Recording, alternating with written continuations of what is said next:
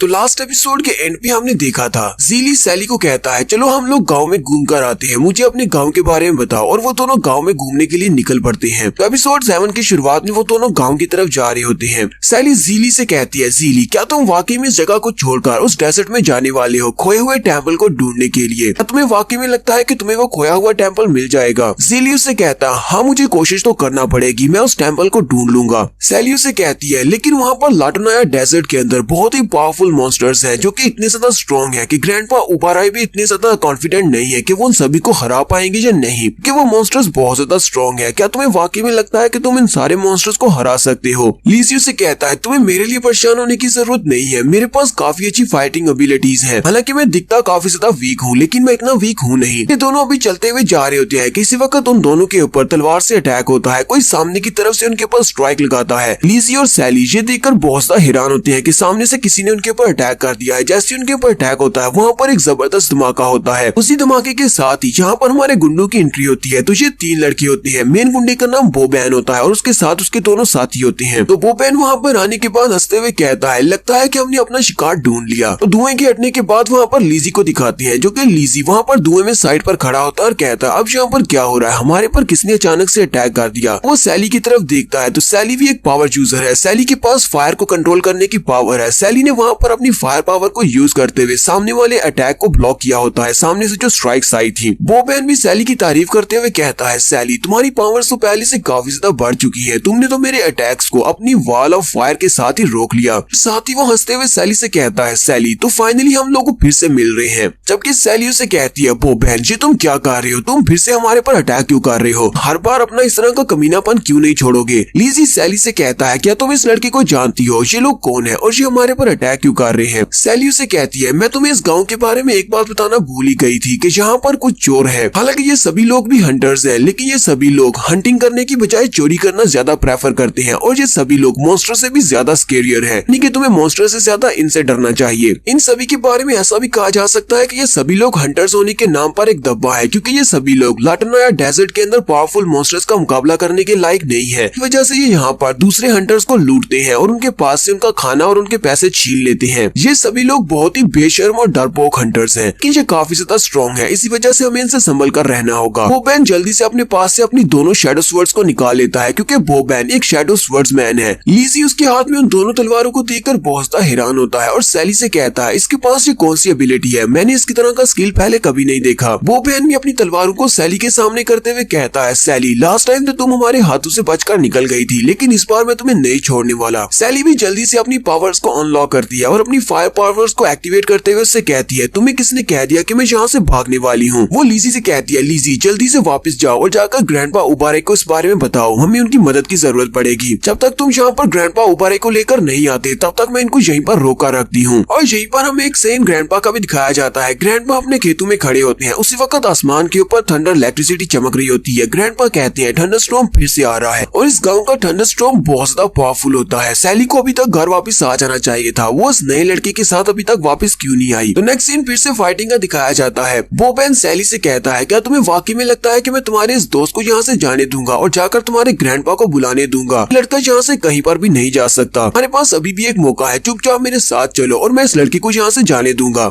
वैसे मुझे पता नहीं है कि ये बेवकूफ लड़का कौन है, मैंने पहले कभी इसे अपने विलेज में नहीं देखा। सैली आगे बढ़ती है और कहती है अपनी बकवास बंद करो, मैं कभी भी तुम्हारे साथ नहीं जाने वाली। बोबैन गुस्से के साथ उसे कहता है तो फिर ठीक है, इसके बाद दोबारा मुझे मत कहना कि मैंने तुमसे पहले ये नहीं कहा था, तो अब मुझे यहाँ पर फाइट करके तुम्हें जीतना पड़ेगा। सैली लीजी से कहती है मैं यहाँ पर इनको रोकने के लिए कोई ना कोई तरीका सोच लूंगी, मैं यहीं पर इनको रोका रखूंगी, तुम जल्दी से यहाँ से निकलो। लीजी उसे कहता है नहीं मैं यहाँ से नहीं जाने वाला। लीजी उसे कहती है इस बात का क्या मतलब है कि तुम यहाँ से नहीं जाने वाले? लीजी उसे कहता है मैंने अपनी डिक्शनरी के अंदर से एस्केप वर्ड को मिटा दिया है क्योंकि मेरी डिक्शनरी में एग्जिट का वर्ड है ही नहीं। हालांकि हम लोगों को यहाँ पर मिले हुए अभी ज्यादा टाइम नहीं हुआ लेकिन तुम लोगों ने मेरी जान बचाई है, मेरे जख्मों को हील किया और मेरे साथ बहुत ही अच्छे से पेश आए। मैं तुम्हें यहाँ पर छोड़कर नहीं जा सकता क्योंकि मैं एक ऐसा इंसान हूँ जो कि अपने कॉमरेड्स को कभी भी छोड़कर नहीं जाता। तो लीजी भी यहाँ पर अपनी ही तारीफें कर रहा होता है और सैली के सामने डायलॉग्स मार रहा होता है कि उसी वक्त बोबैन बड़ी स्पीड से आगे बढ़ता है और लीजी के चेहरे पे अपना हाथ रखते हुए उसे पीछे की तरफ दबा देता है और दरख्त के साथ जाकर उसे टकराता है। क्योंकि बोबैन एक शैडो स्वर्ड्समैन है, इसी वजह से उसकी स्पीड बहुत ज्यादा है। वो बड़ी स्पीड के साथ लीजी को पीछे वाले पेड़ के साथ जाकर टकराता है और वो लीजी से कहता है कचरे कहीं के, तुम्हें क्या लगता है कि तुम हो कौन? क्या तुम कोई हीरो हो जो कि यहाँ पर इस लड़की को बचाने वाले हो। मुझे तो तुम बस एक कमजोर से इडियट दिखाई देती हो, तुम्हारे पास इतनी स्ट्रेंथ नहीं है, तुम तो यहाँ पर अपने आप को प्रोटेक्ट नहीं कर सकते, तो फिर इस लड़की को क्या बचाओगे। तुम यहाँ पर कुछ ज्यादा ही बड़े बड़े डायलॉग्स मार रहे हो। इस गाँव के अंदर हम लोग यहाँ पर अपना मुंह नहीं चलाते बल्कि अपनी स्ट्रेंथ को शो करवाते हैं, अपने हाथ चलाते हैं। अगर तुम्हारे पास स्ट्रेंथ है तभी तुम इस गाँव में टिक पाओगे। लीजी जल्दी से अपने हाथ को आगे बढ़ाता है और उसके हाथ को पकड़ लेता है। वो उसको कलाई से पकड़ता है और साथ ही अपनी मुट्ठी को बंद कर रहा होता है, जिससे वो काफी ज्यादा जोर डाल रहा होता है। बोबैन भी इस बात से बहुत ज्यादा हैरान हो जाता है। लीजी उसे कहता है अगर तुम्हें स्ट्रेंथ चाहिए तो फिर मैं तुम्हें दिखाता हूँ कि मेरे पास कितनी स्ट्रेंथ है। साथ ही वो बोबैन से कहता है क्या तुम्हें लगता है कि तुम स्ट्रॉन्ग हो। लीजी उसके हाथ को पकड़कर अपने चेहरे को उससे आजाद करवा लेता है और उसके हाथ को दबाते हुए उससे कहता है तुम यहाँ पर कह रहे हो कि तुम लोग यहाँ पर स्ट्रेंथ को यूज करते हो, लेकिन फिर भी तुमने यहाँ पर मेरे ऊपर स्नीक अटैक किया। जब मैं उससे बात कर रहा था तब तुमने अचानक से मेरे ऊपर अटैक किया। तुम तो एक बहुत ही घटिया फाइटर हो। और फिर साथ ही लीजी उसके चेहरे पर एक जबरदस्त पंच मारने की कोशिश करता है, लेकिन बोबैन भी जल्दी से जंप करते हुए पीछे की तरफ हट जाता है और उसके पंच को अवॉइड कर लेता है। साथ ही उसने अपने हाथ को भी पकड़ा होता है। बोबैन अपने हाथ की तरफ देखता है और कहता है ये लड़का तो काफी ज्यादा स्ट्रॉन्ग निकला। इस लड़की ने सिर्फ अपने एक हाथ के साथ ही मेरे हाथ को मोड़ते हुए मेरे हाथ को डिसलोकेट कर दिया है। जबकि लीजी भी इसी बारे में सोच रहा होता है। लीजी कहता है ये बंदा तो काफी ज्यादा फास्ट है, हालांकि मैंने अपने सारे पॉइंट्स को एजिलिटी में ऐड किया था, इसकी वजह से मेरी एजिलिटी काफी ज्यादा है, लेकिन फिर भी इसकी स्पीड और एजिलिटी मुझसे ज्यादा है। सैली लीजी से पूछती है लीजी क्या तुम ठीक हो। ली से कहता हाँ मैं बिल्कुल ठीक हूँ, मुझे कुछ भी नहीं हुआ।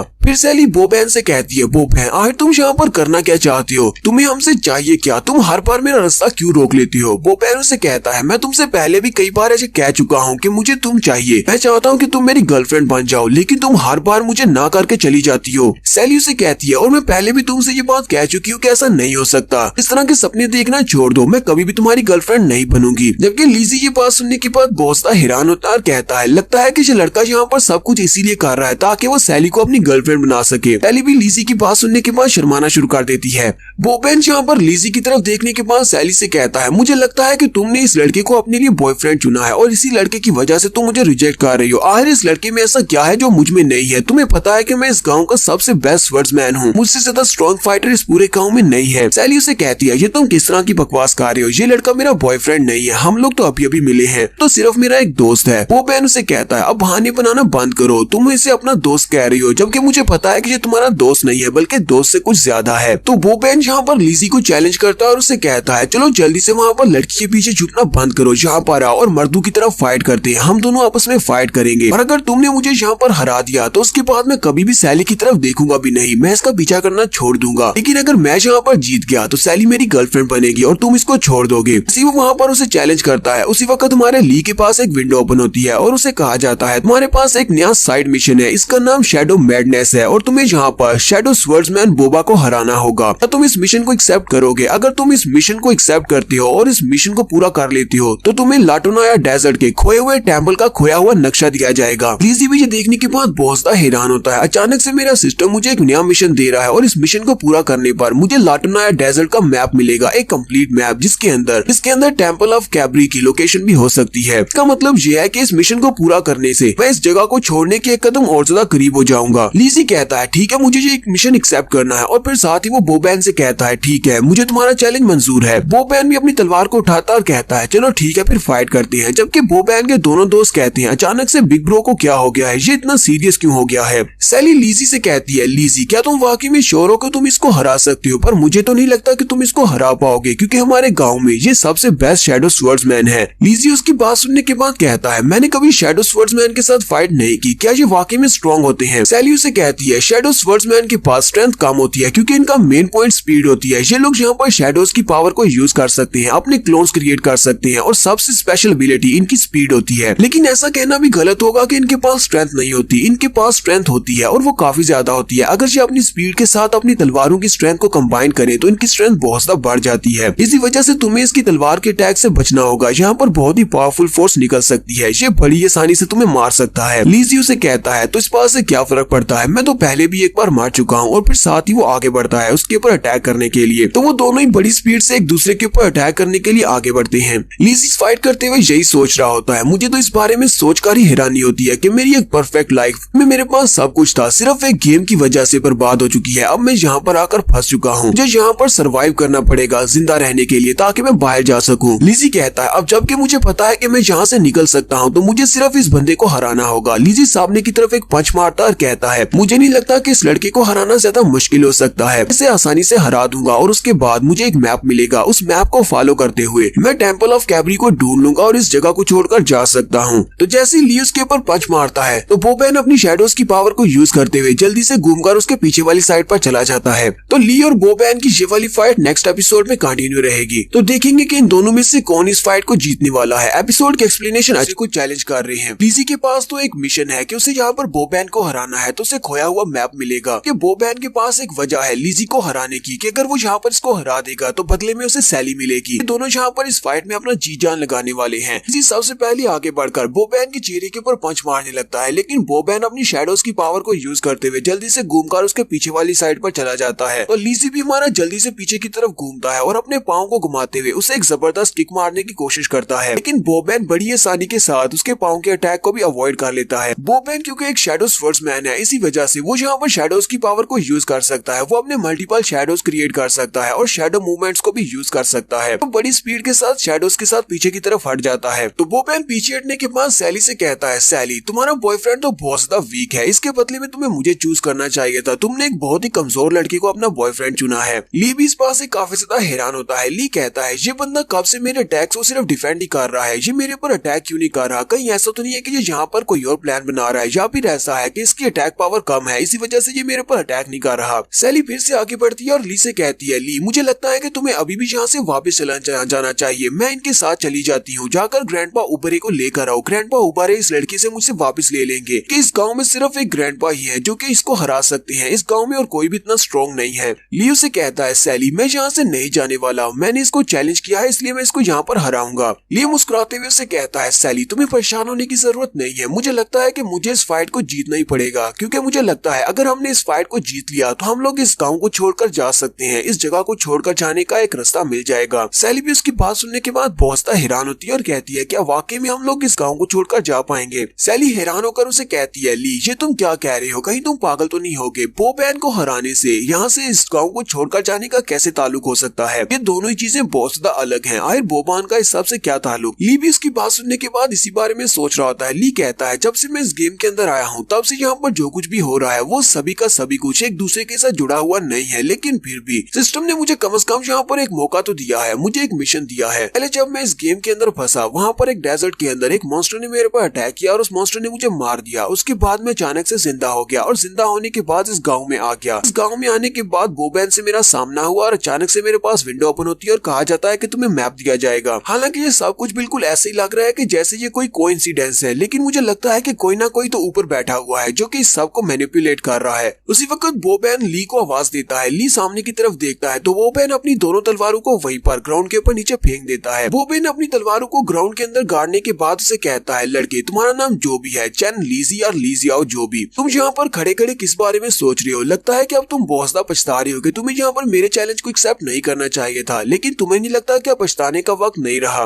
लीजी उसे कहता है तुम्हें किसने कह दिया कि मैं यहाँ पर तुमसे डर रहा हूँ? डर तो तुम रहे हो, तुम्हारे ऊपर डायरेक्ट अटैक कर रहा हूँ, लेकिन तुम सिर्फ डिफेंडिंग के अलावा कुछ भी नहीं कर रहे। तुम्हें वाकई में इतना ज्यादा डर लग रहा है कि तुम मेरे ऊपर अटैक करके मुझे हरा नहीं पाओगे, और तुमने अपने वेपन्स को क्यों छोड़ दिया है? कहीं ऐसा तो नहीं है कि तुम मुझसे डर रहे हो? बोबैन उसे कहता है नहीं, मैं तुमसे डर नहीं रहा, मैं तो बस इस बारे में सोच रहा हूँ कि तुम्हारे जैसे कचरे के साथ जिसके पास कोई वेपन भी नहीं है उसके साथ फाइट करने से मेरी शान में कमी आएगी, इसलिए मैंने सोचा है क्यों ना हम लोग यहाँ पर एक बराबरी का मुकाबला करें। और फिर साथ ही वो अपनी दोनों तलवारों में से अपनी एक तलवार को उखाड़ता है और कहता है ये लो मेरी एक तलवार तुम यूज कर सकते हो। कहीं ऐसा ना हो कि गाँव वाले इस बारे में सोचे कि यहाँ पर बोबैन जो कि गाँव का सबसे स्ट्रॉन्गेस्ट फाइटर है उसने एक कमजोर से लड़के को बुली किया है। यहाँ पर हम दोनों में फेयर फाइट होनी चाहिए, तुम्हारे पास भी एक वेपन होना चाहिए। वो अपनी तलवार को उसकी तरफ फेंक देता है। लीजी उसकी तलवार को कैच कर लेता है और कहता है ये तो बहुत ही अच्छा हो गया। बोबैन के दोनों साथी भी ये देखकर बहुत ज्यादा हैरान होते हैं और कहते हैं लगता है कि हमारा बॉस इस बार कुछ ज्यादा ही सीरियस है, लेकिन इसने ये काम तो कुछ ज्यादा ही अच्छा कर दिया। सैली भी सोच रही होती है चलो शुक्र है कि इसने अपनी तलवार तो उसको दे दिया। तो ली उसकी तलवार को अपने हाथ में पकड़ने के बाद उसे कहता है तुम्हें देखकर लगता तो नहीं है कि तुम एक ऐसे इंसान हो जो कि रूल्स को फॉलो करते होगे। तुम तो शक्ल से एक टपोरी लगते हो, लेकिन फिर भी तुम्हारा बहुत बहुत शुक्रिया कि तुमने अपनी एक तलवार मुझे दे दी। मैं उस अटैक को नहीं भूल सकता। अभी थोड़ी देर पहले जो तुमने मेरे पास स्नीक अटैक किया था। वो बहन चिल्लाकर उसे कहता है, कौन सा स्नीक अटैक? मैंने कोई स्नीक अटैक नहीं किया, तुम्हारा ही ध्यान मेरी तरफ नहीं था। मैं तो बस वहाँ पर उस लड़की के सामने शो ऑफ कर रहा था। लियो से कहता है, अच्छा ठीक है, अब रोना बंद करो, चलो फिर हम यहाँ पर फाइट करते हैं। जबकि हम दोनों के पास ही वेपन्स हैं, तो फिर यहाँ पर हम दोनों फाइट करते हैं। जो भी जीते या हारे के बाद रोना मत। ली कहता है, चाहे कुछ भी हो जाए मुझे यहाँ पर इसको हराना ही पड़ेगा, क्योंकि मुझे वो नक्शा चाहिए। जबकि वो बहन उसे कहता है, चलो मैं तुम्हें यहाँ पर दिखाता हूँ कि आखिर शैडो एबिलिटी की रियल पावर क्या होती है। ली बड़ी स्पीड से भागता हुआ आगे की तरफ बढ़ता है बो बहन के ऊपर अटैक करने के लिए, जबकि बो बहन वहीं पर खड़ा होता मुस्कुरा रहा होता है। ली जैसे ही अपनी तलवार को घुमाते हुए उसके ऊपर अटैक करता है, बो बहन की बॉडी वहीं पर शैडो में चेंज हो जाती है और वो शैडो में चेंज होने के बाद अपनी तलवार को घुमाते हुए ली के ऊपर अटैक कर देता है। ली भी अपनी तलवार को सामने करते हुए बड़ी जल्दी से उसके अटैक को ब्लॉक करता है, क्योंकि अगर वो उसके अटैक को ब्लॉक नहीं करेगा तो वो मारा जाएगा। तो ली उसके अटैक को ब्लॉक करके सामने की तरफ ही देख रहा होता है कि उसी वक्त बो बहन की आवाज उसे पीछे से आती है। बो बहन उसे कहता है, ली तुम कहाँ पर देख रहे हो? चल ली जाओ, जल्दी से पीछे की तरफ देखो। ली पीछे की तरफ देखता है तो बो बहन उसके पीछे की तरफ भी होता है, क्योंकि बो बहन ने यहाँ पर अपना सेकंड क्लोन भी जनरेट किया है और वो दोनों क्लोन्स उसके ऊपर अटैक कर रहे हैं। एक उसके ऊपर सामने से उसके ऊपर अटैक करके उसको ब्लॉक कर रहा है, जबकि दूसरा उसके पीछे वाली साइड से उसके ऊपर अटैक करता है। ली जल्दी से सामने वाले को सामने की तरफ धक्का देता है और अपनी तलवार को घुमाते हुए पीछे की तरफ करते हुए पीछे वाले के अटैक को ब्लॉक करता है। और साथ ही यहाँ पर बो बहन अपनी शैडो मूवमेंट्स को यूज कर रहा है, तो ली को यहाँ पर कुछ भी समझ नहीं आ रही कि कब वो कहाँ से अटैक कर दे, क्योंकि वो शैडोज की पावर को यूज कर सकता है। सैली भी इस बात से बहुत ज्यादा घबरा जाती है और कहती है, अब यहाँ पर क्या होने वाला है। ली ने जैसे वहाँ पर उसके अटैक को ब्लॉक किया था, बो बहन पीछे वाली साइड पर आकर उसके कंधे के ऊपर एक स्ट्राइक लगाकर पीछे हट जाता है। इस वजह से ली का कंधा जख्मी हो जाता है और उसका ब्लड निकलना शुरू हो जाता है। साथ ही ली के पास विंडो ओपन होती है और उसे कहा जाता है, तुम्हारी एचपी 300 पॉइंट्स के हिसाब से कम हो गई है, अब तुम्हारे पास सिर्फ 700 पॉइंट्स एचपी रह गई है और तुम्हारी एचपी 300 से कम हो जाती है, तुम्हारा ये मिशन ऑटोमेटिकली फेल हो जाएगा। बो बहन ली के ऊपर अटैक करने के बाद पीछे हट जाता है और उसे कहता है, अभी भी वक्त है, अपनी हार मान लो, क्योंकि चाहे तुम यहाँ पर कुछ भी कर लो, ये तुम्हारे लिए पॉसिबल ही नहीं है कि तुम यहाँ पर मुझे हरा दो, क्योंकि तुम्हारे पास तो कोई एबिलिटीज है ही नहीं। तो ली के पास फिर से एक विंडो ओपन होती है और उसे कहा जाता है, तुम यहाँ पर अपनी हीलिंग एबिलिटीज को यूज करना चाहोगे। ली बो बहन से कहता है, नहीं, मैं यहाँ पर हार नहीं मानूंगा। फिर साथ ही वो अपनी विंडो की तरफ देखता है जहाँ पर उसे कहा जाता है, क्या तुम अपनी इंजरीज को हील करने के लिए अपनी हीलिंग एबिलिटीज को यूज करना चाहते हो? ली कहता है, हाँ मैं इनको यूज करना चाहता हूँ। जैसे वहाँ पर हीलिंग एबिलिटीज को यूज करता है उसी वक्त उसकी बॉडी हील हो जाती है। उसकी पूरी बॉडी के ऊपर ग्रीन कलर का ओरा निकलता है जिससे उसके जख्म हील हो जाते हैं। जबकि बो बहन के दोनों दोस्त हंसना शुरू कर देते हैं और कहते हैं, तो इस लड़के के पास भी एबिलिटीज है, ये लड़का तो एक हीलर है, इसके पास हीलिंग की एबिलिटीज है, कि ये लड़का इतना बड़ा बेवकूफ कैसे हो सकता है? एक हीलर एक शैडो स्वॉर्डमैन का मुकाबला कैसे कर सकता है? एक हीलर तो सिर्फ हील कर सकता है, उसके पास अटैक पावर नहीं होती। तो बो बहन को भी जब पता चलता है कि इसके पास हीलिंग की एबिलिटीज है, वो जल्दी से पीछे की तरफ घूम जाता है और उससे कहता है, ली जल्दी से यहाँ से चले जाओ, सैली को छोड़कर यहाँ से वापस चले जाओ, कि अब मैं तुम्हारे साथ फाइट नहीं करूंगा, तुम्हारे पास तो हीलिंग की एबिलिटीज है, हीलिंग की एबिलिटीज वाला बंदा फाइट नहीं कर सकता और शैडो स्वॉर्डमैन को तो कभी नहीं हरा सकता, इसलिए मैं तुम्हें यहाँ पर एक मौका देता हूँ, यहाँ से चले जाओ, मैं तुम्हें जिंदा छोड़ देता हूँ।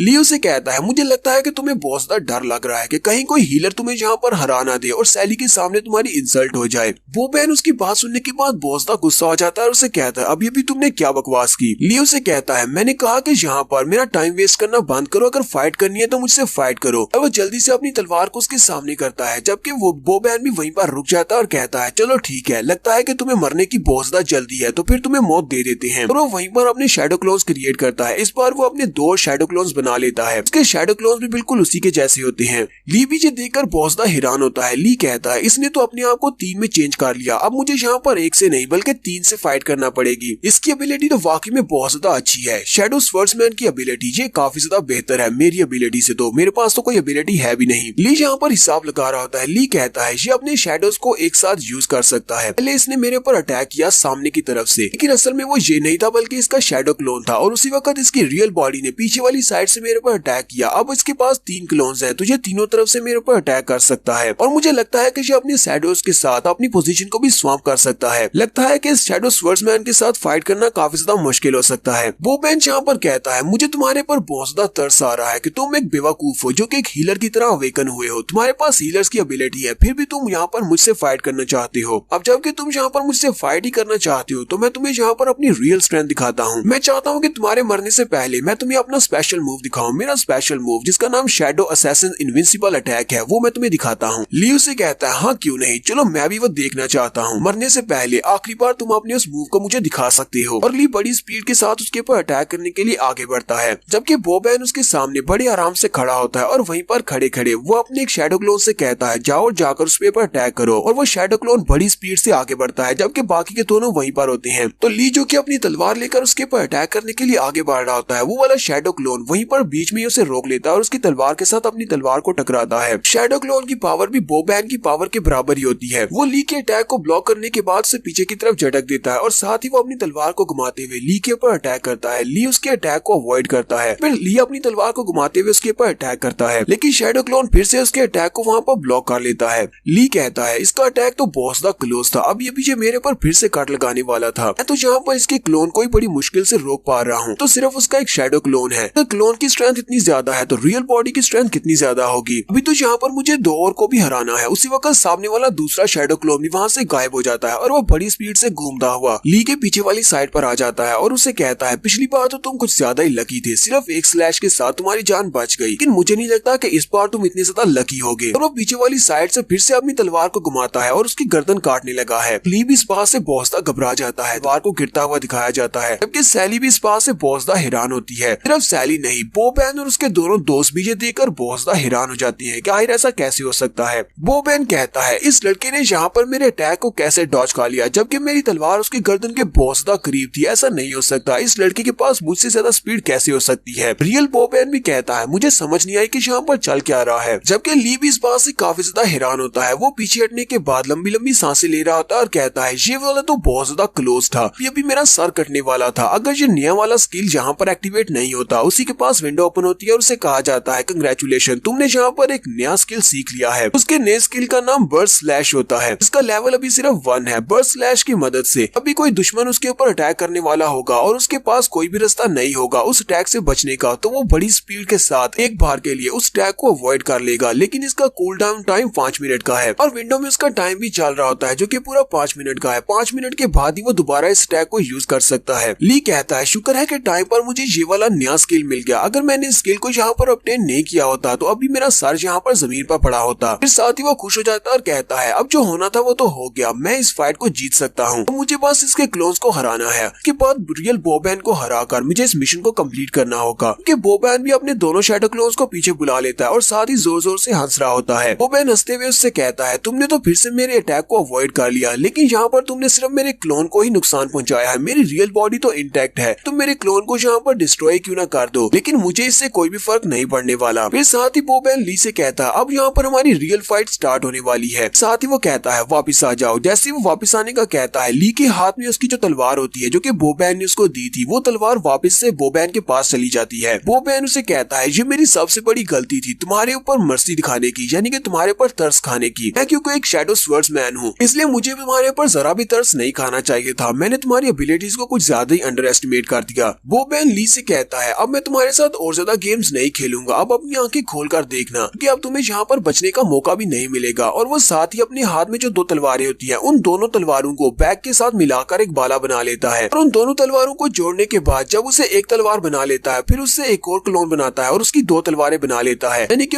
उसने दोनों तलवारों की बैग्स को आपस में जोड़ लिया है। ली भी इस बात से काफी ज्यादा हैरान होता है कि अब यहाँ पर कौन सा नया मूव यूज करने वाला है। उसके शैडो क्लोन्स भी सेम उसकी कॉपी कर रहे होते हैं, उन्होंने भी अपने हाथ में 4 तलवारें पकड़ी होती है। बोबैन ली से कहता है अब मैं तुम्हें यहाँ पर अपना एक और स्पेशल मूव दिखाने वाला हूँ। बोबैन अपने दोनों क्लोन्स के साथ अपनी 6 तलवारों को ग्राउंड के अंदर दंसा देता है। जैसे ही वो अपनी तलवारों को ग्राउंड के अंदर दंसाता है तो वहाँ पर ग्राउंड शैटर होता है और उसके अंदर बहुत सारा मटेरियल चला जाता है और वो सारा शैडो मटेरियल ली की पूरी बॉडी को कवर करता है, यानी कि उसके आसपास एक घेरा बन जाता है। ली की पूरी बॉडी को आसपास से शैडोज ने कवर किया होता है। इस शैडो एनर्जी के बीच से पेन कहीं से भी निकलकर उसके ऊपर अटैक कर सकता है क्योंकि ये उसकी डोमेन है, यहाँ पर वो अपनी स्पेशल डोमेन की पावर को यूज कर रहा है। ली अभी वहीं पर सेंटर में खड़ा होता है कि उसी वक्त साइड से पेन की तलवार निकलती है और उसके ऊपर अटैक होता है। ली उसके अटैक को अवॉइड कर लेता है, लेकिन उसके ऊपर बार बार अटैक्स होना शुरू हो जाते हैं क्योंकि वो पूरी तरह से उस डोमेन के अंदर फंसा हुआ है। चारों तरफ से बोबैन कहीं से भी निकलकर उसके ऊपर अटैक कर सकता है और उसके पास 2 शैडो क्लॉज भी है। यहाँ पर बार बार उसके ऊपर स्ट्राइक्स हो रही है। इतनी सारी स्ट्राइक्स को अवॉइड करना ली के लिए आसान नहीं है, काफी सारी स्ट्राइक्स उसकी बॉडी के ऊपर भी हिट होती है और जगह जगह के पर उसकी बॉडी के ऊपर स्लैशेस लगती है। बोबैन ली से कहता है तुम चाहे यहाँ पर जितना मर्जी डांस कर लो, लेकिन तुम आखिर पर मरने वाले हो क्योंकि इन सारे अटैक से तुम नहीं बच पाओगे। उसी वक्त उसके पास विंडो ओपन होती है और उससे कहा जाता है कि तुम्हारा एचपी लेवल 30% तक पहुंच चुका है, अगर इससे कम हुआ तो तुम डेंजर जोन में चले जाओगे। ली कहता है अब मैं यहाँ पर क्या करूँ, मेरे पास कोई भी वेपन नहीं है, वेपन के बिना मैं इससे फाइट नहीं कर सकता, मैं यहाँ पर डॉज करने के अलावा और कुछ भी नहीं कर सकता। उसी वक्त बोबैन उसके सामने से निकलता है और उसे कहता है ग्रिम रीपर यहाँ पर आ चुका है तुम्हारी जान लेने के लिए, तुम्हारे पास पछताने का टाइम नहीं है। और वो ली की बॉडी के ऊपर बहुत सारी स्लैशेस लगाता है, बिल्कुल लास्ट टाइम की तरह। वहाँ पर डोमिनेटर ने उसकी बॉडी के ऊपर बहुत सारी स्लैशेस लगाई थी, इस वक्त भी ली की बॉडी के ऊपर बहुत सारी स्लैशेस लग रही होती है। ली उसके डोमेन के अंदर पूरी तरह से ट्रैप होता है और उसकी बॉडी के ऊपर बहुत सारी स्लैशेस लग रही होती है। बोबैन अपने इस अटैक को लेकर काफी ज्यादा कॉन्फिडेंट होता है। बोबैन उसे कहता है मैं तुम्हारी कबर के लिए बहुत ही अच्छी सी जगह ढूंढूंगा और इस गाँव में तुम्हें एक बहुत ही अच्छी जगह दी जाएगी, इसलिए बड़े ही आराम के साथ मरो। तो बोबैन अभी वहीं पर खड़ा खड़ा इसी बारे में सोच रहा होता है कि उसने लीजी को हरा दिया है। उसी वक्त बिजली की तेजी से पीछे से कोई चीज उसकी तरफ आगे बढ़ती है। बोबैन इस बात से बहुत ज्यादा घबरा जाता है, लेकिन जैसे वो पीछे की तरफ घूमकर देखने लगता है वहीं पर ग्रैंडपा ऊबरे आ जाते हैं। ग्रैंडपा ऊबरे अपने हाथ को सामने करते हुए अटैक को ब्लॉक करते हैं कि उसी वक्त ली उसे पंच मारने के लिए आगे बढ़ा होता है। ली बोबैन को पंच मारने लगता है, लेकिन ग्रैंडपा ऊबरे वहाँ पर बीच में आकर उसके अटैक को ब्लॉक कर लेते हैं। वहाँ पर एक जबरदस्त धमाके की साउंड आती है। सैली और बोबैन के दोस्त भी देखकर बहुत ज्यादा हैरान हो जाते हैं, जबकि बोबैन बहुत ज्यादा घबराया हुआ होता है, उससे भी यहाँ पर टेरिफाइंग पावर महसूस होती है। ग्रैंडपा ने वहाँ पर आने के बाद ली के अटैक को तो ब्लॉक कर लिया है, लेकिन उन्हें भी पावर महसूस हो रही होती है कि ली के पंच में कितनी ज्यादा पावर है। उनसे कहते हैं अब बस बहुत हो गया, तुम सभी की फाइट यहीं पर खत्म होने वाली है। साथ ही आसमान के ऊपर थंडरस्टॉर्म्स चमकना शुरू हो जाते हैं और बारिश भी होना शुरू हो जाती है। तो ली वहाँ पर ग्रैंडपा को देखने के बाद पीछे हट जाता है और इस फाइट को एंड कर देता है। ग्रैंडपा ली से कहते हैं लीजी अब बस करो, फाइट खत्म हो चुकी है, मेरे साथ घर वापस चलो। एली भागते हुए आगे बढ़ती है और ली से कहती है ली क्या तुम ठीक हो? ली से कहता है हाँ मैं बिल्कुल ठीक हूँ, बस मेरी बॉडी के ऊपर थोड़ी सी छोटी मोटी चोटें हैं। ग्रैंडपा उन दोनों बच्चों को अपने साथ लेते हैं और कहते हैं चलो वापस घर चलते हैं, ये बहुत ही जल्दी थंडरस्टॉर्म आने वाला है। बोबैन अभी वहीं पर खड़ा होता है, वो जोर जोर से हंसना शुरू कर देता है और उनसे कहता है ग्रैंडपा ओबरेक तुम्हें लगता है कि तुम यहाँ पर इन दोनों बच्चों को लेने के लिए आए हो तो तुम्हारे आने के बाद कुछ बदल जाएगा, तुम्हें लगता है कि तुम यहाँ से इन दोनों को लेकर जा सकते हो। ग्रैंडपा उसकी बात सुनने के बाद वहीं पर रुक जाते हैं और उसे कहते हैं बोबैन अपनी बकवास बंद करो, अगर मैं इस लड़के के पंच को यहाँ पर रोकता नहीं तो अब तक तुम मर चुके होते। बोबैन भी ग्रैंडपा की बात सुनने के बाद बहुत ज्यादा घबरा जाता है, वो इस बात को मानने को तैयार नहीं है। हालांकि उसे भी उस वक्त वो पंच की टेरिफाइंग पावर महसूस हुई थी। वो कहता है मुझे नहीं लगता कि ग्रैंडपा यहाँ पर झूठ बोल रहे हैं, मुझे भी उस वक्त महसूस हुआ था कि उसके पंच में बहुत ज्यादा स्ट्रेंथ है। लेकिन साथ ही बोबैन ग्रैंडपा से कहता है तुम बस यहाँ पर झूठ बोल रहे हो, ये क्या बकवास कर रहे हो, ये लड़का तो एक हीलर है, एक हीलर यहाँ पर स्वर्ड्समैन को कैसे हरा सकता है, अगर तुम यहाँ पर बीच में आकर हमारी फाइट को नहीं रोकते तो मैंने इस लड़के को मार दिया होता। जैसे यहाँ पर बोबैन इस बात को मान लेता है कि ये फाइट अब खत्म हो चुकी है, उसी वक्त हमारे ली के पास विंडो ओपन होती है और उसे कहा जाता है तुमने मिशन को कंप्लीट कर लिया है, मिशन को कंप्लीट करने पर तुम्हें 15,000 एक्सपीरियंस पॉइंट्स मिले हैं, साथ ही तुम्हें एक हिडन की भी मिली है और साथ में तुम्हें मैप भी मिल गया है। ली भी अपनी विंडो को देखकर बहुत ज्यादा हैरान होता है और कहता है लगता है कि मेरे सिस्टम ने खुद ही इस बात को मान लिया है कि मैंने यहाँ पर बोबैन को हरा दिया, लेकिन मैंने तो उसको हराया नहीं। ग्रैंडपा सैली और ली से कहते हैं थंडरस्टॉर्म आ रहा है, हमें जल्दी से वापस जाना होगा क्योंकि यहाँ के थंडरस्टॉर्म बहुत ज्यादा खतरनाक होते हैं। बोबैन के दोनों दोस्त भी उसे कहते हैं बॉस चलो जल्दी से वापस घर चलते हैं, अगर यहाँ पर थंडरस्टॉर्म आ गया तो हम सभी भी मुश्किल में पड़ जाएंगे, वापस चलते हैं। जबकि बोबैन चिल्लाकर कहता है चैन लीज आओ, चलो जल्दी से यहाँ पर वापस आओ, मेरी फाइट अभी खत्म नहीं हुई, दोनों भी फाइट करते हैं, मैं तुम्हें हरा दूंगा। तो बोबैन दूर से चिल्ला चिल्लाकर उसे कह रहा होता है कि यहाँ पर वापस आओ। तो उसके दोनों दोस्त उसे खींचते हुए पीछे की तरफ ले जाते हैं और कहते हैं बॉस अब बस करो, हमें वापस जाना होगा। ली अभी उसी की तरफ देख रहा होता है, जबकि सैली उसे कहती है ली तुम किसकी तरफ देख रहे हो, चलो जल्दी से आ जाओ, वो वापस चला गया है, थंडरस्टॉर्म आ रहा है, हमें जल्दी से अपने घर वापस जाना होगा। ये उसे कहता है हाँ हाँ मैं आ रहा हूँ और वो भी उनके साथ चल पड़ता है और ये सभी लोग वापस घर आ जाते हैं। घर आने के बाद ली बहुत सारी पट्टियां लेती है और ली की पूरी बॉडी को उन पट्टियों से कवर कर देती है। वो यहाँ पर उसकी पट्टियां कर रही होती है और उसे कहती है तुम्हें थोड़ी देर के लिए इन सारे जख्मों को इंड्योर करना होगा, तुम कुछ ज्यादा ही हिल रही हो, मैं इस तरह तुम्हारी बॉडी के ऊपर मेडिसिन नहीं लगा पा रही। ली उसे कहता है अच्छा ठीक है अब मैं स्टिल रहूंगा। ली उसे कहता है प्लीज मुझे माफ कर देना, मेरी वजह से तुम दोनों को फिर से मुश्किल में पड़ना पड़ा, इस बार भी तुम लोगों ने मेरी जान बचाई और अब फिर से तुम लोग मेरी जान बचा रहे हो। सैली उसे कहती है तुम्हें यहाँ पर अपोलोजाइज करने की जरूरत नहीं है, मुझे पहले से पता था कि तुम इतने ज्यादा स्ट्रॉन्ग नहीं हो, फिर भी मैं तुम्हें वहाँ पर फाइट करने से नहीं रोक पाई, ये तो मेरी गलती है। ली कहता है हालांकि वहाँ पर बोबैन को हराने पर विंडोज ने कहा कि मैंने इसको हरा दिया और मुझे एक्सपीरियंस पॉइंट्स भी मिले हैं, लेकिन मैं लेवल अप नहीं कर पाया, अगर वहाँ पर मैं लेवल अप होता तो मेरी बॉडी दोबारा से हील हो जाती क्योंकि हर बार लेवल अप करने पर मेरी एचपी दोबारा से रिकवर होती है। मुझे अभी तक इस बारे में नहीं पता चला कि मेरी इस गेम का सिस्टम कैसे चलता है। ली सैली से कहता है सैली मुझे लगता है कि तुम और ग्रैंडपा ओबर है, तुम दोनों ही बोबैन को अच्छी तरह से जानते हो, जिस तरह वो तुम दोनों से बात कर रहा था मुझे लगता है कि तुम तुम दोनों उसे जानते हो। सैली उसे कहती है हाँ मैं उसे जानती हूँ, असल में हम दोनों बचपन से एक साथ रहे हैं, हम दोनों एक साथ ही बड़े हुए हैं। तुम इसको ऐसा भी कह सकते हो कि हम लोग आपस में ब्लड रिलेटेड है। हालांकि हम दोनों ब्लड रिलेटेड नहीं है, लेकिन बोबैन कुछ अर्सा तक हमारे साथ ही रहा है। उसके बाद वो घर को छोड़कर चला गया। फिर साथ ही वो उसे कहती है ठीक है मैंने तुम्हारे सारे जख्मों के ऊपर पट्टी कर दी है, अब तुम यहीं पर आराम करो, मैं बाहर जा रही हूँ। लियो से कहता है तुम्हारा बहुत बहुत शुक्रिया, जबकि सैली शर्माते हुए से कहती है यहाँ पर थैंक यू तो मुझे तुम्हारा बोलना चाहिए क्योंकि तुमने वहाँ पर मेरे लिए उस लड़के से फाइट की है। तो सैली अपनी छतरी उठाती है और बाहर चली जाती है और उसे कहती है मुझे जाकर ग्रैंडपा की मदद करना होगी, यहीं पर आराम करो तुम्हारे जख्म हील हो सके। लियो से कहता है अच्छा ठीक है, आराम से जाना और ध्यान से वापस आना। सैली के वहाँ से चले जाने के बाद ली वहीं पर अपने बिस्तर पर आराम से पड़ा होता है और बाहर की तरफ देखकर कहता है बहुत ही भयानक थंडरस्टॉर्म है, बिल्कुल उसी दिन की तरह वहाँ पर भी बारिश हो रही थी। यहीं पर बैठे बैठे ली कहता है पता नहीं मेरी मॉम इस वक्त क्या कर रही होंगी, मेरी मॉम तो बहुत ज्यादा परेशान हो गई होंगी क्योंकि जब वो मुझे रूम में नहीं देखेंगी वो बहुत ज्यादा उदास हो जाएंगी। मुझे जल्दी से जल्दी इस गेम को छोड़कर जाना होगा ताकि मैं अपनी मॉम के पास वापस जा सकूं। फिर वो अपनी विंडो को ओपन करता है और कहता है चलो देखते हैं कि मुझे यहाँ पर बोबैन को हराने पर कौन सा मैप मिला है और साथ में मुझे एक हिडन की भी मिली थी, वो किस लिए है। ये सब कुछ तो हम लोग नेक्स्ट एपिसोड में देखेंगे। यहीं पर ओपन करता है और कहता है चलो देखते हैं कि मुझे वहाँ पर से कौन से रिवार्ड्स मिले हैं। सबसे पहले तो वो अपने मैप को ओपन करता है कि उसे यहाँ पर खोया हुआ नक्शा मिला है जिसमें वो कैबरी के टेम्पल को ढूंढ सकता है। लीजी कहता है ये तो बहुत ही अच्छा हो गया, अब मुझे बस जल्दी से जल्दी इस डेजर्ट के अंदर उस खोए हुए टेम्पल को ढूंढकर गार्डियन मॉन्स्टर को हराना होगा। मैंने मॉन्स्टर को हरा दिया तो मैं वापस अपने घर जा पाऊंगा। ली कहता है अब मुझसे और ज्यादा इंतजार नहीं होता, जैसी बारिश रुकेगी मैं उसी वक्त बाहर चला जाऊंगा ताकि जाकर उस टेम्पल को ढूंढ सकूं। उसी वक्त विंडो में उसे बताया जाता है कि इनाम के तौर पर तुम्हें एक हिडन की भी मिली है, अपने पास उस की को चेक करो, क्या वाकई में तुम्हें वो की मिली है या नहीं। ली अपने पास उस की को चेक करता है तो वाकई में उसके पास एक हिडन की होती है। ली कहता है पता नहीं ये की किस लिए यूज होती है। उसी वक्त उसके पास विंडो ओपन होती है और उससे बताया जाता है जब भी तुम किसी ओपोनेंट के साथ फाइट करते हो या फिर मॉन्स्टर्स के साथ रैंडम फाइट करते हो तो फाइट के दौरान वहाँ पर काफी सारे चेस्ट बॉक्सेस गिरते हैं। सारे चेस्ट बॉक्सेस को ओपन करने के लिए तुम इस हिडन की को यूज कर सकते हो। उन चेस्ट बॉक्सेस के अंदर से बहुत सारा खजाना निकल सकता है, कुछ आर्टिफैक्ट्स निकल सकते हैं या फिर तुम्हारे लिए कुछ मेडिकल किट्स निकल सकती हैं, इसलिए तुम्हें इस चाबी को अपने पास संभाल कर रखना होगा। ली कहता है तो इस चाबी का मकसद ये है, इस चाबी की मदद से मैं हिडन बॉक्सेस को ओपन कर सकता हूँ। ये तो काफी ज्यादा इंटरेस्टिंग फंक्शन है। फिर साथ ही वो अपनी जैकेट उठाता है और जल्दी से जैकेट पहनकर खड़ा हो जाता है और कहता है अब बस बारिश के रुकने का इंतजार है, उसके बाद मैं यहाँ से निकल जाऊंगा।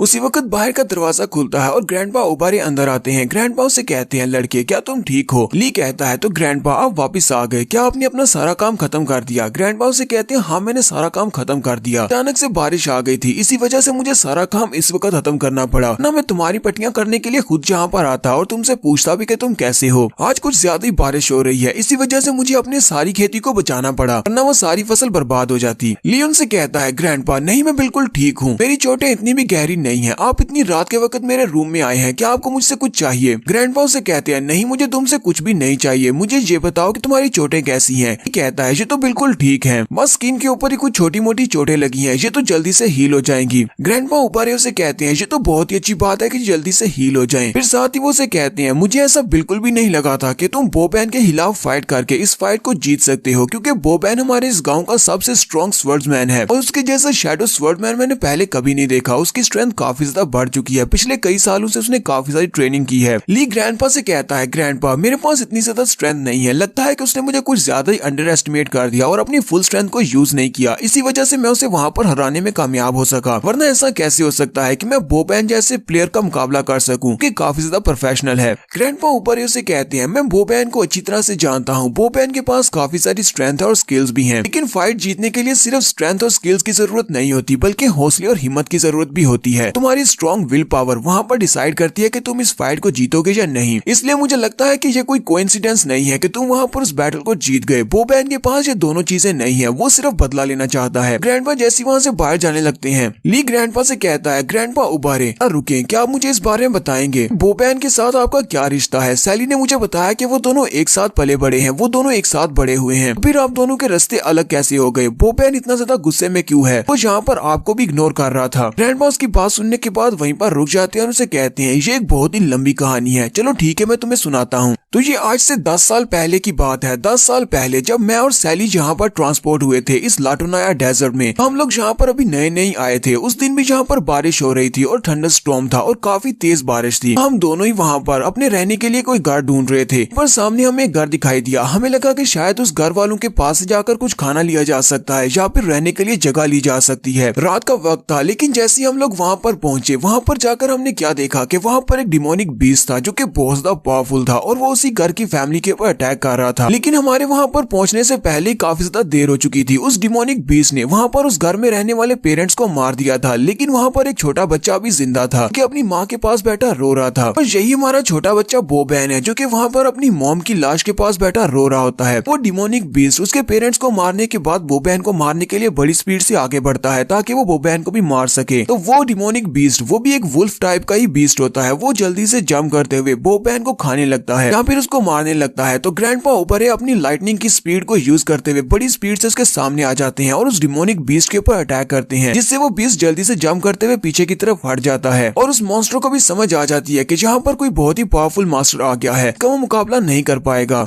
इसलिए वो पीछे की तरफ देखता है और फिर जल्दी से वहाँ से भाग जाता है। जबकि बोबैन अभी भी वहीं पर बैठा अपनी मॉम की लाश के पास रो रहा होता है। तो ग्रैंडपा ओबरे ने जहाँ पर बोबैन की जान बचा ली है। ग्रैंडपा ओबरे कहते हैं उसके बाद से बोबैन हमारे साथ ही रहा। मैं बोबैन को अपने साथ लेकर आ गया ताकि हम लोग उसको पाल सके, क्योंकि वो काफी छोटा था, खुद से वहाँ पर सरवाइव नहीं कर सकता था। जबकि लाटोनाया डेजर्ट में बहुत सारे मॉन्स्टर्स हैं जो कि रात के वक्त अकेले तुम्हारे पर अटैक कर सकते हैं। ली ग्रैंडपा ओबरे से कहता है तो आपने जहाँ पर उसके पेरेंट्स को दफनाने में उसकी मदद की और साथ ही उसको बचाया और उसको रहने के लिए जगह दी, तो फिर बोबैन इस तरह क्यों बन गया है? वो एक डेविल क्यों बन गया है? वो ऐसे आपके साथ बिहेव कैसे कर सकता है? उसे तो आपकी रिस्पेक्ट करनी चाहिए। ग्रैंडपा उसे कहते हैं बोबैन के सर के ऊपर सिर्फ एक रिवेंज सिवार है। वो सिर्फ चाहता है कि उस मॉन्स्टर को ढूंढ ले, उसी मॉन्स्टर को जिसने उसके पेरेंट्स को मारा है। वो उस मॉन्स्टर को मारना चाहता है, इसके अलावा उसे और कुछ भी दिखाई नहीं देता। इसी चक्कर में वो इस तरह के गलत कामों में पड़ गया। उसे लगता है कि यहाँ पर लाटोनाया डेजर्ट में सिर्फ स्ट्रेंथ ही काफी है, स्ट्रेंथ के साथ ही जिंदा रहा जा सकता है, इसके अलावा तुम मॉन्स्टर के हाथों से मारे जाओगे। लेकिन मैंने हमेशा ही उसको बदला लेने से रोकने की तरफ ध्यान दिया। मैंने उसे हमेशा ही कहा कि वो बदला लेने के बारे में छोड़ दे, इसी वजह से वो मुझसे नाराज है और हमसे गुस्सा होकर फैमिली को छोड़कर चला गया। ग्रैंडपा ली से कहते हैं यहाँ पर लाटोनाया डेजर्ट में ऐसे बहुत सारे पावरफुल मॉन्स्टर्स हैं जिनकी पावर को तुम इमेजिन भी नहीं कर सकते। यहाँ तक कि अगर मैं भी अपनी फुल स्ट्रेंथ को यूज करूंगा तो मैं भी उन मॉन्स्टर्स को नहीं हरा सकता। मेरे अंदर इतना कॉन्फिडेंस नहीं है, इसी वजह से तो मैं कभी इस गाँव को छोड़कर नहीं गया। मैं इसी गाँव के अंदर रहने को प्रेफर किया ताकि मैं अपनी बाकी की जिंदगी इसी गाँव में गुजार सकूं, आगे जाकर किसी स्ट्रॉन्ग मॉन्स्टर के हाथों मरना पड़े। और यही सारी बातें मैंने बोबैन को भी समझाई, लेकिन वो ये सारी बातें मानने को तैयार नहीं था और वो हमें छोड़कर चला गया। तुम्हें पता है कि एक अकेला बच्चा, उसके लिए सरवाइव करना कितना मुश्किल है, इसी तरह वो एक टपोरी बन गया है। जबकि ली ग्रैंडपा की बात सुनने के बाद सोच रहा होता है आखिर वो डिमोनिक बीस्ट कितना ज्यादा पावरफुल होगा कि जिसने वहाँ पर ग्रैंडपा की फुल स्ट्राइक को बर्दाश्त किया है, लेकिन फिर भी उसे ज्यादा कोई नुकसान नहीं पहुंचा और वो वहाँ से भाग गया। ग्रैंडपा ऊपर ही उसे कहते हैं लगता है कि हमने यहाँ पर काफी सारी बातें कर ली है, रात काफी हो गई है, तुम आराम करो। जबकि ली अभी भी यहाँ पर अपनी सोचों में गुम होता है। ली कहता है अब जबकि मेरे पास खोए हुए टेम्पल का नक्शा है, लेकिन मुझे नहीं लगता कि मैं इतना ज्यादा स्ट्रॉन्ग हूँ कि मैं अपने आप से लाटोनाया डेजर्ट में जाकर मॉन्स्टर्स का सामना करते हुए इस टेम्पल में जाकर उस गार्डियन को हरा सकूं, क्योंकि इस वक्त मुझे अपनी स्ट्रेंथ के बारे में अच्छी तरह से पता है। लास्ट टाइम मेरा सामना डोमिनेटर के साथ हुआ था और डोमिनेटर भी काफी ज्यादा पावरफुल था। हो सकता है कि इस डेजर्ट के अंदर डोमिनेटर से भी ज्यादा पावरफुल कोई मॉन्स्टर हो। अगर मेरा सामना किसी और मॉन्स्टर के साथ होता है तो मैं फिर से मारा जाऊंगा। ली कहता है लास्ट टाइम मुझे बोनस पॉइंट्स मिले थे, यानी कि मेरे स्टैट्स अचानक से 100% हो गए थे, लेकिन फिर भी मैं डोमिनेटर के हाथों से मारा गया था। फिर मिराकलियसली मैं यहाँ पर दोबारा से जिंदा हुआ हूँ। मुझे नहीं लगता कि मैं यहाँ पर बोनसेस के सहारे पे मॉन्स्टर को हरा सकता हूँ। मुझे अपने स्किल्स चाहिए होंगे, मुझे यहाँ पर फाइटिंग सीखनी चाहिए। ग्रैंडपा जैसे वहाँ से बाहर जाने लगते हैं, ली ग्रैंडपा से कहता है ग्रैंडपा मुझे आपसे एक रिक्वेस्ट करनी है, क्या आप मेरी बात सुनेंगे? ग्रैंडपा उसे कहते हैं हाँ बताओ तुम्हें क्या चाहिए। ली उनसे कहता है ग्रैंडपा क्या आप मुझे सिखा सकते हैं कि फाइट कैसे करते हैं, जबकि आप मॉन्स्टर के साथ फाइट करते हैं और आपका कई सालों का एक्सपीरियंस है। क्या आप मुझे फाइटिंग करना सिखा सकते हैं? मैं बहुत ज्यादा स्ट्रॉन्ग बनना चाहता हूँ। स्ट्रॉन्ग बनने के बाद मुझे उस टेम्पल को ढूंढने के लिए जाना है ताकि मैं उस टेम्पल को ढूंढकर इस दुनिया से जा सकूं, लाटोनाया डेजर्ट को छोड़कर जा सकूं। ग्रैंडपा उसकी बात सुनने के बाद उसे कोई जवाब नहीं देते और उसे कहते हैं यहीं पर रेस्ट करो, और फिर वो बाहर चले जाते हैं। ली पीछे से चलाकर ग्रैंडपा से कहता है ग्रैंडपा प्लीज मेरी हेल्प कर दें, अगर आप मुझे फाइट करना सिखा दें तो मेरे पास एक तरीका है, हम लोग लाटोनाया डेजर्ट को छोड़कर जा सकते हैं। तो ग्रैंडपा उसकी बात को इग्नोर करते हुए वहाँ से बाहर चले जाते हैं। जबकि हमारा ली सोच रहा होता है मैं यहाँ पर सोच ही क्या रहा हूँ, मैंने ग्रैंडपा से ये वाली बात की ही क्यों? कि बोबैन भी तो इसी वजह से ग्रैंडपा को छोड़कर चला गया था, क्योंकि ग्रैंडपा उसको फाइटिंग करना नहीं सिखाना चाहते थे और वो उसको बदला लेने नहीं दे रहे थे। लगता है कि मैंने यहाँ पर कुछ ज्यादा ही जल्दी कर दी है, कहीं ऐसा ना हो कि ग्रैंडपा मुझे भी घर से निकाल दें। तो ग्रैंडपा थोड़ी दूर आगे चलने के बाद वहीं पर रुक जाते हैं और ली से कहते हैं अगर रात को ये बारिश रुक जाती है तो कल सुबह माउंटेन के ऊपर आकर मुझे मिलना, उसके बाद मैं तुम्हारा एक टेस्ट लूंगा। अगर तुमने टेस्ट को पास कर लिया उसी के बाद मैं तुम्हें सिखाऊंगा तुम्हें फाइट कैसे करनी है, मैं तुम्हें अपने सारे फाइटिंग स्किल सिखाऊंगा। ली भी इस बात से बहुत ज्यादा खुश हो जाता है और कहता है ग्रैंडपा ऑबरे आपका बहुत बहुत शुक्रिया, मैं कल उस टेस्ट को जरूर पास कर लूंगा और उसके बाद देखना आप मुझे टीचिंग भी देंगे। जबकि ग्रैंडपा इसी बारे में सोच रहे होते हैं, ग्रैंडपा कहते हैं चैन जी लाओ, मुझे लगता है कि तुम कोई आम से इंसान नहीं हो। लास्ट टाइम तुम्हारे अटैक को ब्लॉक करने के बाद से मेरी उम्मीद भी बहुत ज्यादा बढ़ चुकी है। मुझे लगता है कि तुम ही वो इंसान हो जो कि हम सभी को लाटोनाया डेजर्ट से बाहर निकाल सकते हो। मैं भी इस डेजर्ट से बाहर निकलना चाहता हूँ। ग्रैंडपा कहते हैं लास्ट टाइम इसने वहाँ पर एक बहुत ही पावरफुल स्किल को यूज किया था, हालांकि मैंने वहाँ पर अपनी पावर के साथ अपनी स्पेशल शील्ड को भी यूज किया था इसके पंच को ब्लॉक करने के लिए, लेकिन फिर भी इसने मेरी थंडर शील्ड को वहाँ पर तोड़ दिया था। लगता है कि इस लड़के के पास वाकई में कुछ ऐसे स्किल्स हैं जिसकी मदद से लाटोनाया डेजर्ट में जितने भी लोग फंसे हुए हैं वो सभी लोग लाटोनाया डेजर्ट को छोड़कर जा सकते हैं। आपको लगता है कि शायद यही वो लड़का है जो कि हम सभी को लाटोनाया डेजर्ट से बाहर लेकर जा सकता है। इसी वजह से ग्रैंडपा ली को ये सब कुछ सिखाने को तैयार हो गए हैं। ग्रैंडपा के वहाँ से चले जाने के बाद ली वापस से अपने रूम में अंदर आता है। तो अंदर आने के बाद ली के पास एक नई विंडो ओपन होती है और उसे कहा जाता है तुमने अभी तक अपने डेली मिशन को पूरा नहीं किया। हमारा डेली का मिशन है जिसमें तुम्हें ट्रेनिंग करनी है। वो मिशन के बारे में पढ़ता है तो वहाँ पर लिखा होता है तुम्हें 10 किलोमीटर दौड़ना है, इसके अलावा तुम्हें 3000 पुशअप्स करनी है, 2000 सिटअप्स करनी है और ये सारे के सारे वेट के साथ करने हैं। ली ये सारा वर्कआउट देखने के बाद कहता है मैंने तो जिंदगी में कभी भी वर्कआउट नहीं किया और ऊपर से ये सारा वर्कआउट कुछ ज्यादा ही है, लेकिन फिर भी अगर मुझे अपनी फिजिक को इम्प्रूव करना है तो मुझे लगता है कि मुझे ये सारी एक्सरसाइज करना पड़ेगी। वो उस मिशन को एक्सेप्ट कर लेता है। जैसे वो उस मिशन को एक्सेप्ट करता है तो नेक्स्ट सीन सुबह का दिखाया जाता है। उससे अपने मिशन को पूरा करना है, यानी कि अपनी डेली रूटीन की एक्सरसाइज को। वहाँ पर सबसे पहले वो 10 किलोमीटर के लिए भागता है और साथ में उसे वेट भी गेम प्रोवाइड करती है। एक लकड़ी का बड़ा सा तना होता है जिसे अपने सर के ऊपर उठाकर उसे 10 किलोमीटर भागना होता है। ये कहता है ये गेम तो बहुत ज्यादा अच्छी है, ये गेम तो यहाँ पर मेरा कितना ज्यादा ख्याल रख रही है, इसने तो मुझे वेट भी खुद ही प्रोवाइड कर दिया है। साथ ही उसे अपने कमर के ऊपर वेट बांधकर पुशअप्स भी करनी होती हैं जो कि पूरे 3000 हैं। वो वहाँ पर 3000 पुशअप्स करता है। फिर उसके बाद उसे सिटअप्स करनी होती हैं, वो 2000 सिटअप्स करता है। ली कहता है मैंने बड़ी मुश्किल के साथ ये सारी एक्सरसाइज पूरी की है, लेकिन मुझे अब अच्छा महसूस हो रहा है। मैंने अपनी जिंदगी में पहली बार इतना ज्यादा वर्कआउट किया है। वर्कआउट करने से मुझे काफी ज्यादा अच्छा महसूस हो रहा है। हालांकि मुझे लगा था कि सिर्फ अपनी नोटबुक को ओपन करके बहुत सारे क्वेश्चंस को सॉल्व कर लेना ज्यादा अच्छा है, लेकिन एक्सरसाइज करना भी बहुत ही अच्छा है। ली वहाँ पर जब थक जाता है तो वो वहीं पर लेट जाता है। इसी वक्त उसके पास विंडो ओपन होती है और उसे कहा जाता है कि तुमने अपनी डेली क्वेस्ट को पूरा कर लिया है और रिवार्ड के तौर पर तुम्हें 4 अनअसाइंड जिन्हें तुम अपने किसी भी स्टैट में इंक्रीज कर सकते हो। ली कहता है अब इन चारों पॉइंट्स को मैं अपने कौन से एट्रीब्यूट्स में ऐड करूं, या मुझे अपनी स्ट्रेंथ को बढ़ाना चाहिए या फिर स्पीड को बढ़ाना चाहिए। ली कहता है वैसे मेरे पास स्ट्रेंथ और मेरे हीलिंग स्किल्स तो पहले से ही हैं, इसलिए मुझे इन चारों पॉइंट्स को 2-2 के हिसाब से इंटेलिजेंस और स्टेमिना में ऐड करना चाहिए, क्योंकि मुझे इस वक्त इंटेलिजेंस और स्टेमिना की बहुत ज्यादा जरूरत है। तो ली उन दोनों पॉइंट्स को वहीं पर ऐड कर लेता है। उसी वक्त उसे साइड से सैली की आवाज आती है। सैली उसे कहती है ली तुम यहाँ पर हो, मैं तो तुम्हें कब से ढूंढ रही हूँ, तुम यहाँ पर क्या कर रहे हो माउंटेन के ऊपर।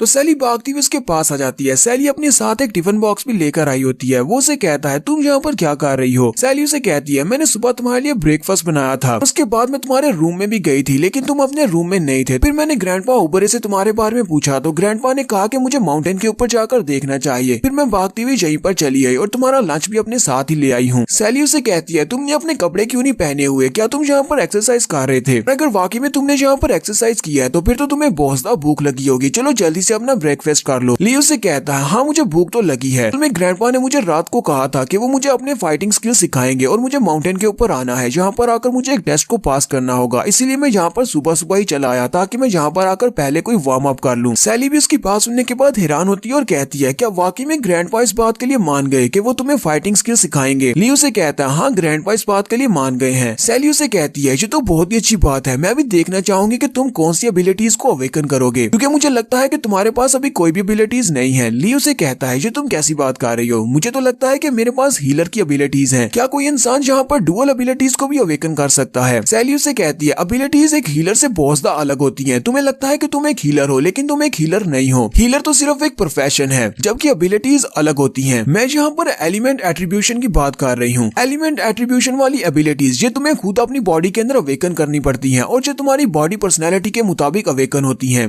तो यहीं पर सैली उसे मिसाल देकर कहती है जैसे कि मेरे पास फायर की एबिलिटी है, मैं फायर को यूज कर सकती हूँ। ग्रैंडपा के पास थंडर एट्रीब्यूट है, वो थंडर का एलिमेंट को यूज कर सकते हैं। और बोबैन के पास शैडोज की एबिलिटीज हैं, वो शैडोज को यूज कर सकता है। यहाँ पर जितने भी लोग होते हैं सभी के पास डिफरेंट टाइप की एलिमेंटल एबिलिटीज होती हैं। ली भी उसकी बात सुनने के बाद काफी ज्यादा एक्साइटेड हो जाता है और कहता है अगर वाकई में ऐसी बात है, अगर मैं वाकई में एक हीलर नहीं हूँ तो इसका मतलब मेरे पास भी एलिमेंटल एट्रीब्यूट्स वाली कोई ना कोई एबिलिटीज तो जरूर होंगी। चलो देखते हैं कि आखिर ग्रैंडपा की टीचिंग से मैं कौन सी एबिलिटीज को अवेकन करता हूँ। तो सैली यहाँ पर ली को इस लाटोनाया डेजर्ट और आसपास के एरियाज के बारे में बताती है। वो से कहती है हम लोग इस वक्त जिस जगह पर हैं ये लाटोनाया डेजर्ट कहलाता है। इसको ह्यूमन गैदरिंग प्लेस भी कहा जाता है क्योंकि यहाँ पर काफी सारे बाजार हैं और ये बाजार काफी सारे प्रॉस्पेरस भी हैं। बहुत सारे लोग यहाँ पर आते हैं लेकिन ये नहीं पता कि वो लोग आते कहाँ से हैं। तुम जहाँ पर आ गए तो तुम यहाँ से निकल नहीं सकते। हमारी इस पूरी दुनिया के ऊपर जो वेस्ट साइड है, वेस्ट साइड के ऊपर वोल्केनिक लैंड है जिसका नाम मेगारा है। मेगारा को ड्रैगन्स का होम टाउन भी कहा जाता है। वहाँ पर सारे ड्रैगन राइडर्स रहते हैं जो कि ड्रैगन्स के ऊपर सफर करते हैं। और हमारे नॉर्थ की तरफ एक विंटर लैंड है जहाँ पर हर तरफ बर्फ ही बर्फ होती है। उस एरिया का नाम सेंसीडो है। वहाँ पर इंसान नहीं रहते बल्कि वहाँ पर जायंट्स रहते हैं और बहुत सारे बिजर्क मॉन्स्टर्स हैं। लेकिन उस जगह के ऊपर बहुत सारे क्रिस्टल्स हैं। उन क्रिस्टल से वेपन्स बनाए जा सकते हैं या फिर एनर्जी क्रिएट की जा सकती है। हमारे ईस्ट साइड पर एक फॉरेस्ट है जिसका नाम वेरगमा फॉरेस्ट है और वहाँ पर बहुत सारे मिस्टीरियस बीस्ट रहते हैं। इसके अलावा वहाँ पर अलग अलग स्पीशीज हैं जैसे कि मैजिकल एल्व्स जो कि मैजिक को यूज कर सकते हैं और मिस्टीरियस मॉन्स्टर्स भी हैं। और यहाँ से साउथ साइड पर एक लैंड है जिसका नाम चुबिटिक लैंड है और वहाँ पर बहुत सारे ड्वार्व्स रहते हैं। वो ड्वार्व्स का इलाका है। और ड्वार्व्स को मैकेनिकल चीजें बहुत ज्यादा पसंद है। वो वहीं पर रहकर लोहे को पिघलाकर बहुत सारी मैकेनिकल चीजें बनाते हैं। हम लोग चुबिटिक लैंड को एंड ऑफ वर्ल्ड भी कह सकते हैं क्योंकि उसके आगे हमारा कॉन्टिनेंट खत्म हो जाता है। सैली ली को सारी डायरेक्शंस बताने के बाद उसे कहती है कहा जाता है कि एंड ऑफ वर्ल्ड के बाद गॉड्स की रेजिडेंस एरिया आता है जहाँ पर तुम गॉड्स के पास जा सकती हो। गॉड्स के रेजिडेंस एरिया में जो भी वहाँ पर पहुंच जाएगा वो गॉड्स के पास से एंडलेस पावर हासिल कर सकता है। वो कुछ भी कर सकता है, उसके पास गॉड बनने की पावर आ जाएगी। पहले शुरुआत में मुझे लगा था कि ये सारी सिर्फ कहानियां हैं, ऐसा कुछ भी नहीं होता। लेकिन जब से हम लोग लाटोनाया डेजर्ट के अंदर आकर फंसे हैं तब से मुझे लगता है कि मैंने जितनी भी कहानियां इन सारी चीजों के बारे में सुनी है वो बिल्कुल सच है। और अब तो मुझे लगने लगा है लाटोनाया डेजर्ट के बीच में जो खोया हुआ टेम्पल है, टेम्पल ऑफ कैबरी, वो भी एक सच्चाई है। लियो से कहता है सैली तुम्हें परेशान होने की जरूरत नहीं है, मैं उस खोए हुए टेम्पल को जरूर ढूंढ निकालूंगा और उस टेम्पल को ढूंढने के बाद यहाँ से बाहर निकलने का रास्ता भी निकालूंगा और हम सभी लोग एक साथ यहाँ से बाहर जाएंगे। सैली उसकी बात सुनने के बाद कहती है हाँ क्यों नहीं, हम सभी लोग एक साथ जाएंगे। तो ग्रैंडपा ओबरे भी यहीं पर आ जाते हैं। ग्रैंडपा ओबरे उनसे कहते हैं मैंने तो ऐसा सोचा भी नहीं था कि तुम दोनों बच्चे सुबह सुबह मुझे यहाँ पर मिलोगे। सैली भी ग्रैंडपा को देखकर जल्दी से उठकर खड़ी हो जाती है, भागती हुई ग्रैंडपा के पास चली जाती है। जबकि ग्रैंडपा उसे पॉइंट मारते हुए कहते हैं सैली तुमने तो कुछ ज्यादा ही जल्दी नहीं कर दी, तुमने तो इस लड़के के सामने अपने प्यार को कन्फेस भी कर दिया। जबकि सैली गुस्से के साथ उन्हें कह रही होती है ग्रैंडपा जी आप किस तरह की बातें कर रहे हैं, ऐसी कोई भी बात नहीं है। ग्रैंडपा आगे बढ़ते हैं और ली से कहते हैं ली तो क्या तुम मेरे टेस्ट को देने के लिए तैयार हो। ली उनसे कहता है हाँ मैं बिल्कुल रेडी हूँ, जल्दी से उस टेस्ट को स्टार्ट करें। तो ग्रैंडपा यहाँ पर उसे बताते हैं, ग्रैंडपा उसे कहते हैं शुरुआत में यहाँ पर गॉड्स ने बहुत सारी रेसेस को क्रिएट किया। ना सिर्फ यहाँ पर रेसेस को क्रिएट किया, उनको डिफरेंट एट्रीब्यूट्स दिए। बहुत सारे एट्रीब्यूट्स के साथ साथ बहुत सारी एबिलिटीज आती हैं। एट्रीब्यूट्स तो बहुत सारे हो सकते हैं लेकिन एलिमेंट्स कॉमन है। जैसे कि तुमने 5 कॉमन एलिमेंट्स के बारे में सुना होगा जिनमें तुम्हारी वाटर, फायर, अर्थ, इलेक्ट्रिसिटी शामिल है। तो ये तो कुछ हार्ड एलिमेंट्स हैं लेकिन कुछ ऐसी भी चीजें हैं जिनको तुम देख नहीं सकते और टच नहीं कर सकते, वो भी एलिमेंट्स हैं। जिसके पास ये वाली स्पेशल एबिलिटीज अवेकन होती हैं वो ज्यादा पावरफुल होती हैं, जैसे कि शैडोज हो गए और लाइट की एबिलिटी हो गई। ग्रैंडपा ओबरे उसे कहते हैं अगर तुम अपनी बॉडी के अंदर अपनी एलिमेंटल पावर्स को अवेकन करना चाहते हो तो तुम्हें सबसे पहले सेंस करना होगा, अपने अंदर तक झांकना होगा कि तुम्हारे पास कौन सी एलिमेंट की पावर है। वहीं पर अपने हाथों को जोड़ते हैं और अपने हाथों के अंदर से ठंडर इलेक्ट्रिसिटी को निकालते हैं। ग्रैंडपा उसे कहते हैं जब मैं अपने हाथों को जोड़ता हूँ तो मुझे महसूस होता है कि मेरी बॉडी के अंदर बहुत सारी इलेक्ट्रिसिटी है। इसी तरह तुम्हें भी महसूस करना होगा कि तुम्हारे पास कौन सा एट्रीब्यूट है, तुम कौन सी पावर को यहाँ पर अवेकन करने वाले हो। ग्रैंडपा वहाँ पर अपनी ठंडर इलेक्ट्रिसिटी को अवेकन करने के बाद वहीं पर ग्राउंड के ऊपर अपना हाथ मारते हैं, वहाँ पर एक फॉर्मेशन बनाते हैं। तो ग्रैंडपा वहाँ पर फॉर्मेशन बनाने के बाद वहीं पर अपना हाथ रखकर बैठे होते हैं। वहाँ पर काफी सारी ठंडर इलेक्ट्रिसिटी निकल रही होती है जहाँ से बहुत ही तेज हवा भी निकलती है। ली कहता है ग्रैंडपा तो बहुत ज्यादा अमेजिंग है। ग्रैंडपा वहाँ पर फॉर्मेशन बनाने के बाद ली से कहते हैं ये एक मैजिकल सर्कल है, तुम्हें इस मैजिकल सर्कल के ऊपर खड़ा होना है और ये तुम्हें टेलीपोर्ट करेगा लाटोनाया डेजर्ट के अंदर एक डंजन में। यहाँ पर बहुत सारे मॉन्स्टर्स होंगे। कुछ अर्सा पहले जब मैं लाटोनाया डेजर्ट में हंटिंग कर रहा था तब मुझे वो डंजन नजर आई थी। साथ ही ग्रैंडपा अपनी तलवार को पकड़ते हैं और ली से कहते हैं पिछले कई सालों से ये तलवार मेरे साथ है, इस तलवार का नाम ओजिल है। ग्रैंडपा अपनी तलवार को ली के सामने करते हुए कहते हैं मैं उस डंजन के अंदर 3 दिन तक रहना होगा, 3 दिन के बाद ही मैं इस टेलीपोर्टेशन वाले फॉर्मेशन को एक्टिवेट करूंगा और तुम तुम वापस आ पाओगे। पर तुम वहाँ पर चले गए तो अगले 3 दिन तक तुम डंजन के अंदर से बाहर नहीं निकल पाओगे। तुम्हें वहाँ पर खुद ही सर्वाइव करना पड़ेगा। तुम्हें उस डंजन में जितने भी छोटे मॉन्स्टर्स हैं उन सभी को मारते हुए डंजन के बॉस तक पहुंचना है, बीस्ट किंग तक, और बीस्ट किंग के सर को काट कर वापस लेकर आना है, वो भी इस तलवार की मदद से। अगर तुम इस तलवार को और उसके सर को सही सलामत वापस लेकर आती हो तो तुम इस टेस्ट को पास कर जाओगे। ग्रैंडपा उसे कहते हैं लेकिन मेरी एक बात को याद रखना, डंजन के अंदर जाने के बाद अगर तुम अपनी एलिमेंटल एट्रीब्यूशन वाली पावर को एक्टिवेट नहीं कर पाते तुम इस तलवार की फुल पावर को यूज नहीं कर पाओगे। लेकिन एक बार अगर तुमने इस तलवार की पूरी पोटेंशियल को अनलीश कर लिया तो तुम बीस्ट किंग को आसानी से मार सकते हो, वरना उसको नहीं मार पाओगे। ग्रैंडपा उसे कहते हैं एक बार तुम वहाँ पर चले गए तो तुम 3 दिन तक वापस नहीं आ सकते, तो अभी भी तुम्हारे पास सोचने का वक्त है। सोच लो क्या तुम वहाँ पर जाना चाहते हो या नहीं। ली उनकी बात सुनने के बाद हल्का सा मुस्कुरा देता है और साथ ही उनकी तलवार को पकड़कर कहता है मैं यहाँ पर गिव अप नहीं कर सकता क्योंकि मुझे इस डेजर्ट को छोड़कर जाना है। इसके लिए पहले इस टेस्ट को पास करना ही पड़ेगा। ली ओसिल को अपने साथ लेकर आगे चला जाता है और कहता है देखना मैं उस बीस्ट किंग का सर काट कर ही वापस आऊंगा। ली सीधा जाकर उस टेलीपोर्टेशन वाले मार्ग के ऊपर खड़ा हो जाता है। उसी वक्त विंडो ओपन होती है और उससे कहा जाता है तुम्हारे पास नया मिशन है, डंजन में जाना है, बीस्ट किंग का सर काट कर वापिस आना है, तुम्हारे पास सिर्फ 3 दिन है, तुम इस मिशन को एक्सेप्ट करते हो। ली कहता है हाँ मैं इस मिशन को एक्सेप्ट करता हूँ, और साथ ही उसका टाइमर चलना शुरू हो जाता है, यानी कि उसके पास सिर्फ 72 घंटे हैं। इसी के साथ ही ली वहाँ से टेलीपोर्ट हो जाता है और यहीं पर हम लोग अपनी एपिसोड 11 का एंड करेंगे। एपिसोड की एक्सप्लेनेशन अच्छी लगी हो तो कमेंट करके जरूर बताइएगा। चैनल को सब्सक्राइब कर दे, वीडियो को लाइक और शेयर कर दें। शुक्रिया।